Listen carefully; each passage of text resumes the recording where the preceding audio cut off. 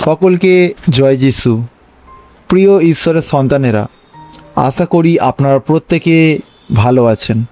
আসুন আজকে দিনে, এই নতুন দিনে আমরা ঈশ্বরের বাক্যকে দেখি। আজকে ডেলি সোপের শিরোনাম হলো খুবই গুরুত্বপূর্ণ। বাক্যপাঠ 2 কোরিন্থীয় তার 13 অধ্যায় 14 পদ।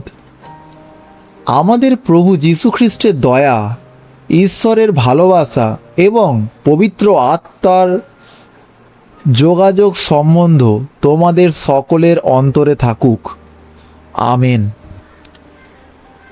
পর্যবেক্ষণ: এটি কোরিন্থীয় বিশ্বাসীদের উদ্দেশ্যে প্রেরিত পৌলের চিঠির শেষ আশীর্বাদ, যেখানে ত্রিতত্ত্ববাদী ঈশ্বর পিতা, পুত্র ও পবিত্র আত্মার কাজ প্রকাশ পায়।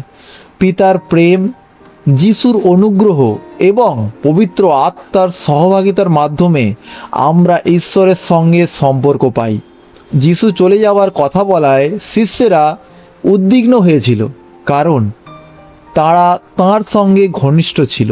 কিন্তু তিনি প্রতিশ্রুতি দেন যে পবিত্র আত্মা একই ধরনের সাহায্যকারী, চিরকাল তাদের সঙ্গে থাকবেন।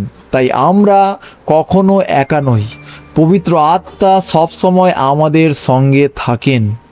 হালেলুয়া। প্রয়োগ: যিশু এবং তার শিষ্যদের সম্পর্কে সুসমাচার পড়ে আমি বুঝতে পারি ঈশ্বর আমার কাছ থেকে কি চান। যেমনভাবে শিষ্যরা যিশুর সঙ্গে ঘনিষ্ঠ ছিল, তেমনি আমাকেও পবিত্র আত্মার সঙ্গে ঘনিষ্ঠ হতে হবে। আমার পবিত্র আত্মার সঙ্গে সম্পর্ক শিষ্যদের যিশুর সঙ্গে সম্পর্কের চেয়েও উত্তম। এটি অনেক বেশি ভালো। যিশু একটি শারীরিক দেহে সীমাবদ্ধ ছিলেন, কিন্তু পবিত্র আত্মা সর্বত্র উপস্থিত। তিনি আমাকে ছেড়ে অন্য কারো কাছে যেতে পারে না। এই কারণেই যিশু বলেছিলেন তার চলে যাওয়া আমাদের জন্য ভালো। তিনি জানতেন আমাদের পবিত্র আত্মার সহভাগিতা কতটা প্রয়োজন। প্রিয় বিশ্বাসী ভাই বোনেরা, আসুন আমরা এই মুহূর্তে প্রার্থনা করি।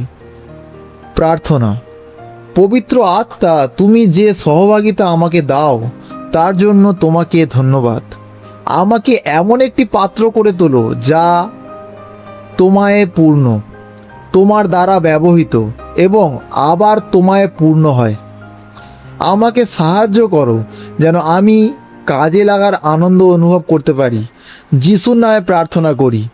Amen, amen, amen. সকলে সুস্থ থাকবেন, ভালো থাকবেন। সকলকে জয় যিশু।